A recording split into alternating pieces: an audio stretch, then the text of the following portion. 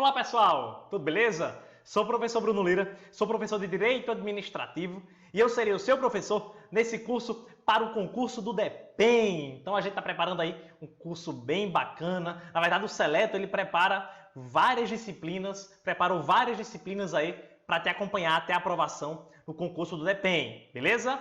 Vamos juntos, vamos conseguir vencer todo o edital. E a nossa metodologia aqui, galera, é o seguinte, a gente vai trabalhar com a metodologia de revisão e resolução de questões. A teoria que nós vamos abordar não vai ser uma teoria ampla, não. Vai ser aquela teoria mais resumida para você revisar aqueles pontos mais importantes para a prova e resolver muita questão CESP. Tranquilo? A gente passa todos os macetes aqui de resolução de questões. Vamos juntos, pessoal? A partir daqui, nós vamos juntos trilhar um caminho até a sua aprovação, tenho certeza disso. Conto com você. Você conta comigo, mas eu conto com você para que você, além das aulas, você possa fazer seu estudo individual, o seu estudo complementar, se esforce para a gente conseguir chegar até o sucesso. Tranquilo? Show de bola! Vamos avançar. Galera, é o seguinte, deixar aqui meu Instagram para vocês, tá? Meu Instagram é o @prof. Bruno Lira. @prof. Bruno Lira. Lá você encontra questões, resumos, dicas, muita coisa boa de concurso público para você não perder o seu foco, tá? Muitas dicas extras vocês encontram lá. Então segue lá para você estar sempre acompanhando. Pessoal, como eu falei para vocês, a gente vai trabalhar essa metodologia de revisão. Vamos trabalhar todos os tópicos do edital, os tópicos mais importantes, os pontos mais importantes de cada tópico do edital. E nós vamos... Aqui em Direito Administrativo, nós vamos trabalhar não de acordo com a sequência trazida pelo edital. O edital traz uma sequência de assuntos, mas eu quero trabalhar com vocês uma sequência que seja mais didática, tá? Uma sequência que seja mais fácil o aprendizado para você. Então a gente começa da base do Direito Administrativo.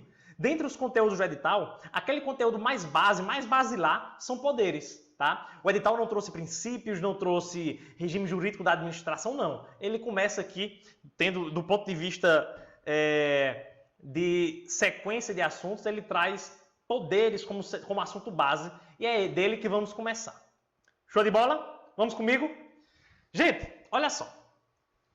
Quando a gente fala de poderes administrativos, nós estamos diante de qualidades impostas e concedidas ao Estado, que são concedidas em decorrência do princípio da supremacia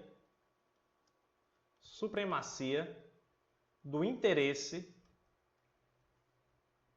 Opa, deixa eu apagar aqui. Muito grande. Supremacia do interesse público. Supremacia do interesse público. Como assim, professor? A gente sabe que nos primórdios do direito administrativo, a gente tem como princípios basilares do direito administrativo, supremacia do interesse público e a indisponibilidade do interesse público. Show de bola. Supremacia estabelece prerrogativas para a administração. A administração pública tem prerrogativas a exercer. Indisponibilidade é o contrário, ela está restrita a várias coisas, ela tem limitações, ela tem sujeições. Tranquilo. Quando a gente fala, gente, de poderes administrativos, são qualificações que a administração pública tem para que ela possa exercer sua supremacia. Como é que o interesse público pode ser superior ao interesse privado se a administração pública não tem prerrogativas para exercer essa superioridade? Então essas prerrogativas elas podem ser caracterizadas aqui nesses poderes administrativos. Tranquilo? Show de bola. Galera, esses poderes administrativos, na verdade, eles são deveres e poderes. Por que deveres e poderes? São deveres e poderes, pessoal, por quê? Esses poderes, além de conceder qualificações, essas prerrogativas, elas são obrigatórias para a administração. Elas são de atuação obrigatória, ou seja, a administração pública ela tem o dever de exercer seus poderes. Tranquilo? Ela não pode pecar por omissão. A omissão é uma ilegalidade. Beleza, pessoal? Show de bola. Gente, é o seguinte. Nós temos aqui, eu trago para vocês 6 poderes administrativos. Ô, professor, o nosso edital ele só traz 4. Ele diz, poder hierárquico, poder disciplinar, poder regulamentar e poder de polícia. Professor, você leu outro edital? Que edital foi esse que você viu? Não, eu vi o mesmo edital que você, não se preocupe. O problema, pessoal, é o seguinte. O vinculado e discricionário, por alguns autores na doutrina, eles não são considerados como poderes. Eles são considerados como formas de atuação, tá? Então, muitos autores, em suas obras, eles colocam o poder hierárquico, disciplinar, regulamentar e de polícia, que eles podem ser exercidos de maneira vinculada ou eles podem ser exercidos de maneira discricionária. Vinculada ou discricionária. Então, por exemplo, o poder de polícia, ele pode ser um poder de polícia discricionário ou pode ser um poder de polícia vinculado. Pode, professor, pode. Então, por isso que até faz um certo sentido que determinados autores, eles tratam vinculado e discricionário não como poderes, e sim como formas de atuação dos poderes. Então, possa ser que seja esse o entendimento da sua banca, da CESP, SEBRASP. Então, se esse for o entendimento, a gente já sabe tudo. A gente melhor pecar por um pouquinho de excesso do que a gente não saber. Um dos autores que adotam essa classificação aqui, de vinculado e discricionário não como poderes e sim como formas de atuação, é Matheus Carvalho, tá? Matheus Carvalho, ele é um excelente professor de Direito Administrativo, muito bom mesmo, e ele tem uma obra excepcional. Ele tem um livro de Direito Administrativo que muito completo, muito bacana mesmo o livro dele, e através desse livro ele traz esta classificação. Tranquilo, galera? Show de bola? Vamos fazer uma revisão rápida de cada um dos poderes, tá? Primeiro, o poder vinculado. Primeiro, o poder vinculado. Galera, o poder vinculado é aquele poder exercido pela administração ou aquela forma de atuação exercida pela administração em que não há liberdade. Não há liberdade de atuação do agente público. Como assim, professor? O agente público ele não tem juízo de conveniência, não tem juízo de mérito, ele não pode escolher como agir. Ele deve agir da mesma forma que há previsão em lei. Exemplo, nós temos aí licença, o exemplo da licença. Licença para construir. Pessoal, eu tenho um terreno e aí eu quero construir nesse terreno, quero construir uma casa. Mas a lei fala que eu não posso simplesmente comprar o material, ir para o terreno e construir a casa. Não posso.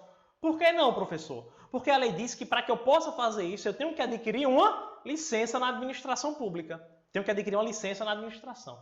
Galera, a lei fala que essa licença, para ser concedida para o particular, basta que o particular cumpra todos os requisitos legais. Como assim, professor? A lei vai dizer que para que o particular adquira essa licença, ele tem que ter projeto arquitetônico, ele tem que ter licença ambiental, licença dos bombeiros, projeto de engenharia, enfim, vai trazer uma série de requisitos para que o particular possa apresentar na administração.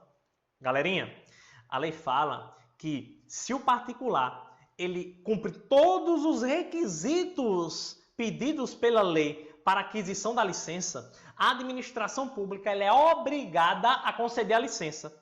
Ela não tem, galera, juízo de conveniência em conceder ou não a licença. Ela é obrigada.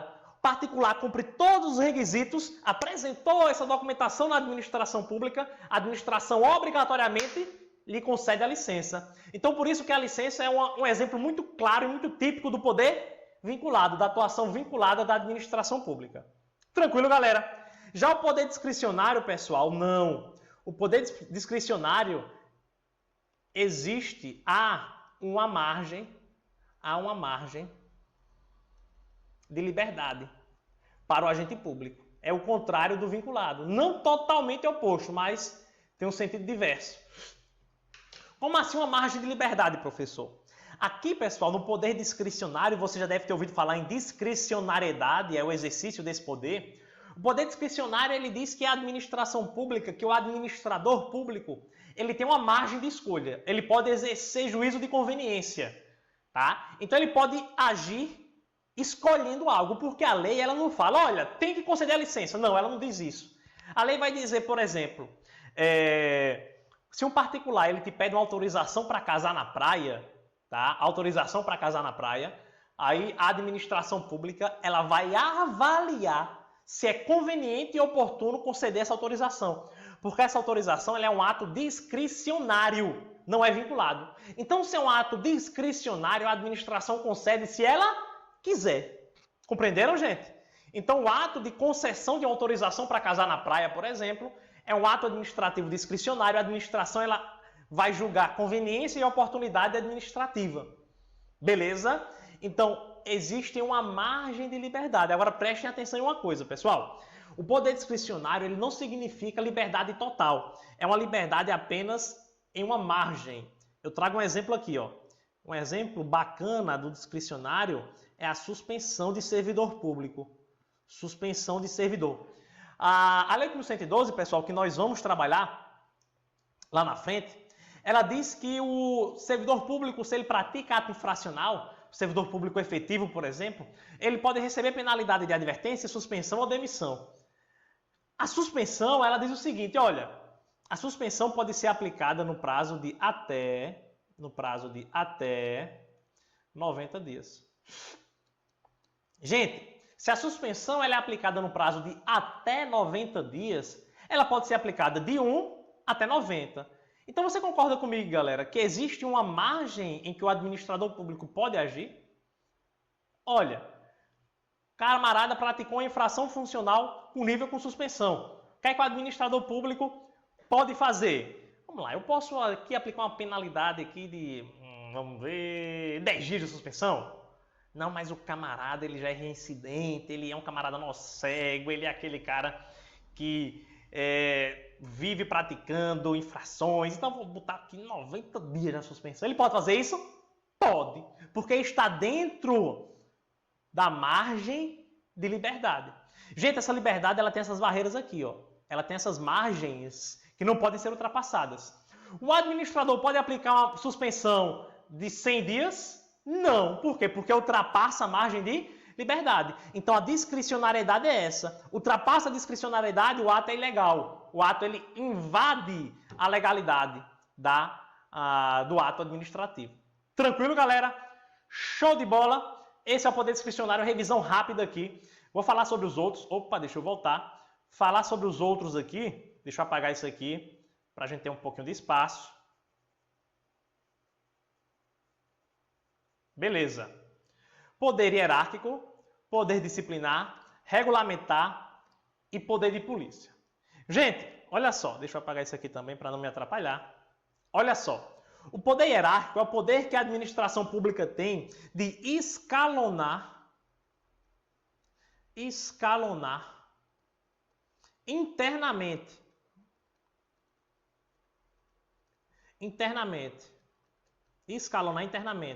seus órgãos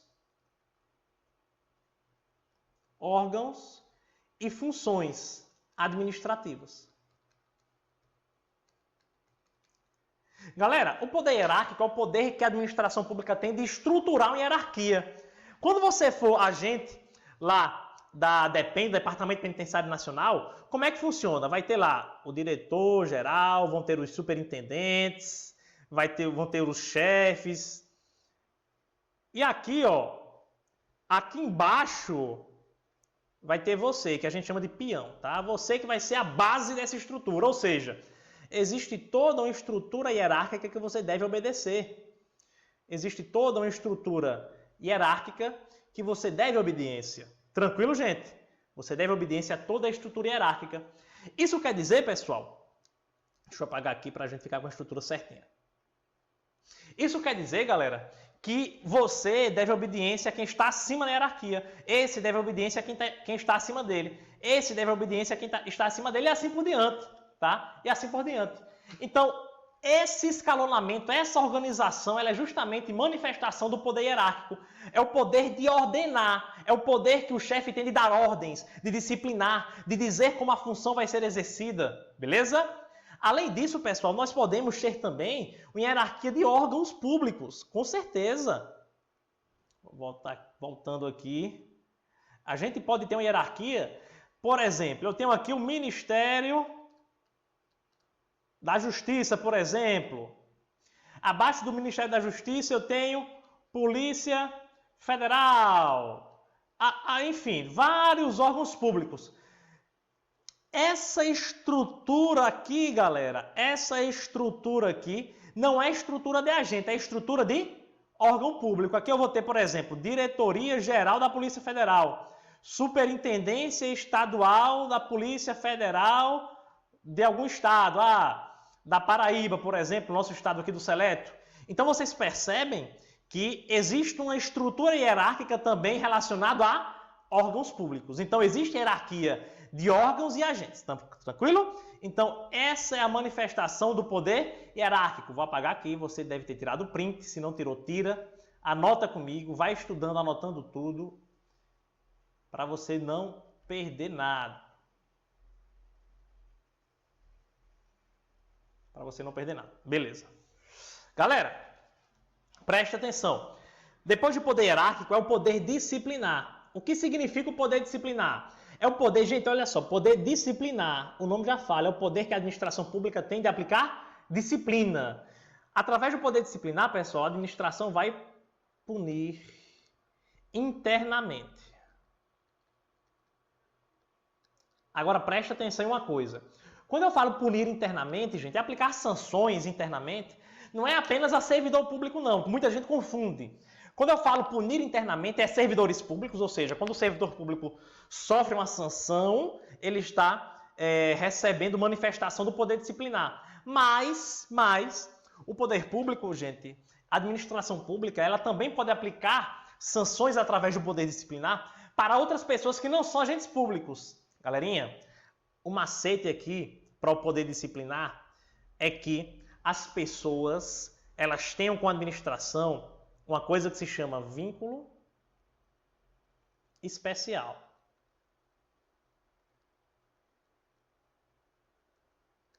Vínculo especial.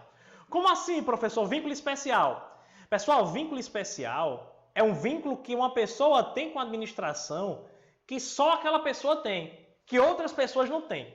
Por exemplo, servidor público é um vínculo geral ou especial? É especial. É um vínculo que eu tenho com a administração que não é aplicado a todo mundo. Uma empresa que fornece alimentos para o DEPEN. Essa empresa que fornece alimentos para o DEPEN é uma empresa que tem um contrato administrativo com a administração pública. Essa empresa, se ela praticar algum tipo de ilegalidade no contrato administrativo, ela vai sofrer poder disciplinar? Vai. Ela sofre poder disciplinar. Por que ela sofre poder disciplinar? Porque entre ela e a administração existe uma coisa que se chama contrato administrativo. Esse contrato administrativo é um exemplo do nosso aqui, vínculo especial que eu trouxe para vocês. Tranquilo?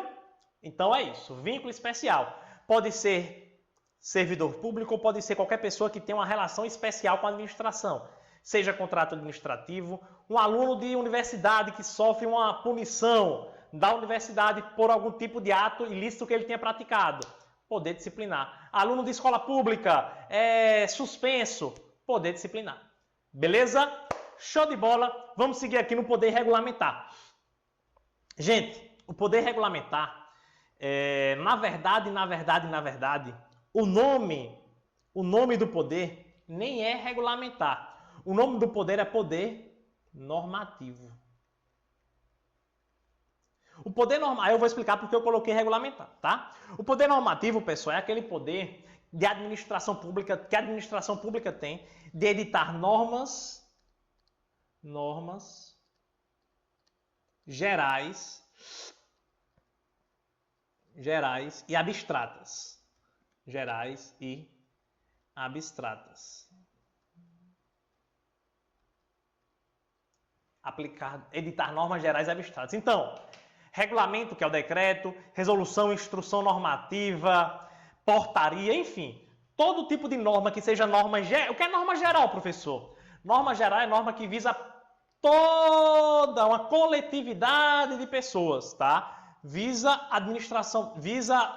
A sociedade como um todo, ou então grande parte de pessoas. São normas gerais e abstratas. Elas não têm, gente, um destinatário específico. A norma geral e abstrata, que é exercício do poder normativo, ela não tem um destinatário específico. Por isso que é norma geral e abstrata. Perfeito. Esse é o exemplo do poder normativo. O poder regulamentar, ela é uma espécie do poder normativo. Ela deriva do poder normativo.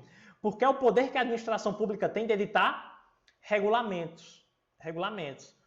Os regulamentos eles são editados através de decretos. Eu vou explicar isso mais à frente, quando a gente tem uma questão específica sobre isso, tá? Eu vou explicar. Por último, pessoal, poder de polícia. Nossa, poder de polícia tem muito detalhe, né? Mas eu vou falar aqui uma forma geral do poder de polícia, que é o seguinte. Poder de polícia, pessoal, é o poder que a administração pública tem. Eu vou até mudar de cor aqui para dar um destaque, porque o poder de polícia é aquele que geralmente é mais cobrado em prova. Poder de polícia é o poder que a administração pública tem de limitar,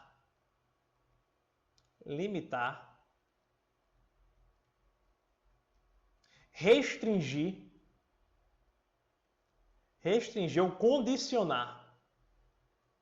ou condicionar bens, direitos ou liberdades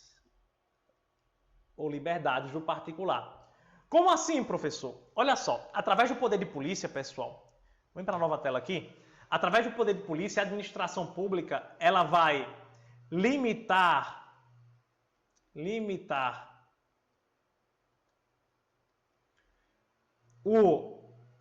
interesse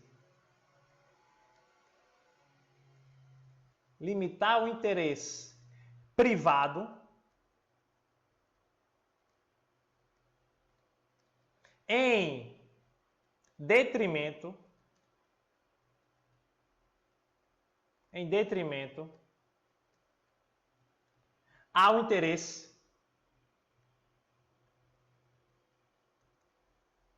ao interesse público.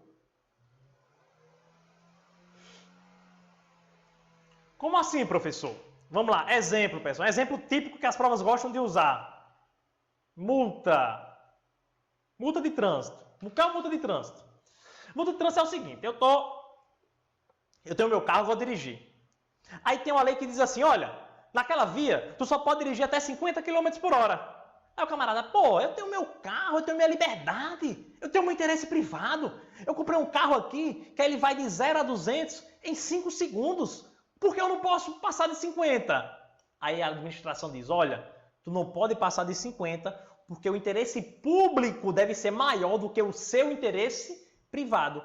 O interesse público é que você ande devagar e todas as outras pessoas, cada uma na sua particularidade, ande devagar, para que toda a coletividade não seja prejudicada. Porque se eu ando rápido demais, acontece um perigo de eu ocasionar um acidente de trânsito, bater em alguém. Então, se eu bato em alguém, se eu mato um pedestre, por exemplo, eu estou fazendo com que o interesse público vá se catar e estou priorizando apenas o meu interesse privado. Entenderam aí, pessoal? Então, a essência do poder de polícia é essa. A administração pública vai limitar, vai condicionar, vai restringir um direito, um bem, uma liberdade do particular. Multa de trânsito, a necessidade de obtenção de licença para construir, para dirigir, enfim. Vários tipos de situações podem ser exemplificadas pelo poder de polícia. A fiscalização da vigilância sanitária. Vários exemplos que nós podemos citar do poder de polícia. Beleza? Tira o print aí. Professor dando legal. Paz e amor. Vamos passar para o próximo slide. Simbora. Gente, então, resumido aqui, os poderes da administração. A gente vai fazer apenas algumas questões antes de avançarmos para a próxima aula. Beleza? Tranquilo? Então, vamos lá. Questão número 1. Define-se poder vinculado. Define-se poder vinculado da administração pública como a faculdade do gestor de determinar condutas vinculadas à sua conveniência e oportunidade. Gente, olha só. Quando eu falo de conveniência e oportunidade, eu não estou falando de poder vinculado. Eu estou falando aqui de discricionário. Discricionário. Então, quando a questão fala poder vinculado, está errado. Questão número 1, gabarito, errado. Questão número 2. Aqui, gente, na questão número 2, é onde eu vou falar com você a respeito dos poderes normativo e do regulamentar. Vamos fazer o seguinte, antes de a gente entrar nesse ponto, vamos finalizar a aula de hoje, vamos finalizar a primeira aula do nosso curso. E aí, galera, na nossa próxima aula, a gente vai explicar as principais diferenças do regulamentar e do poder normativo e a partir daí nós continuamos com resolução de questões. Muitas questões CESP, muitos macetes, muitas dicas para você sair excelente, se sair excelente na sua prova do concurso público do DEPEN pela Banca CESP. Tranquilo? Forte abraço, meu amigo, minha amiga. Você vai conseguir. Chega lá, conta comigo. Me segue lá no Instagram, @prof.Bruno_Lira. Me marca lá nas suas publicações. Segue, acompanha dicas, questões. Enfim, eu quero estar com você até a sua aprovação. Forte abraço. Até a próxima.